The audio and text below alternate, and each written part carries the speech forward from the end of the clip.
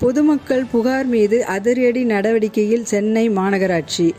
சென்னை பெருநகர மாநகராட்சி பொதுமக்கள் நலனில் அக்கறை செலுத்தி பல திட்டங்களை செய்து வருவதை மக்கள் பாராட்டி வரும் வேளையில், மாநகராட்சியின் செயல்களை கெடுக்கும் நோக்கில் சிலர் குப்பைகளை கண்ட இடத்தில் போட்டு வருவதால், அந்த குப்பைகளை நாய்கள் குதறுவதால் குப்பைகள் ரோட்டில் சிதறி சுகாதாரக்கேடு ஏற்படுகின்றது.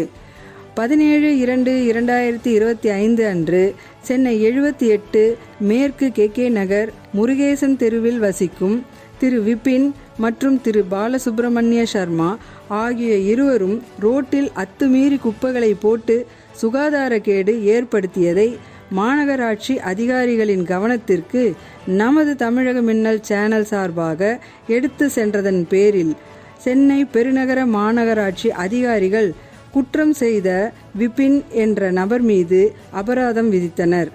நமது தமிழக மின்னல் சேனல் சார்பாக சென்னை பெருநகர மாநகராட்சி அதிகாரிகளுக்கு பாராட்டை தெரிவித்துக் கொள்கின்றோம்.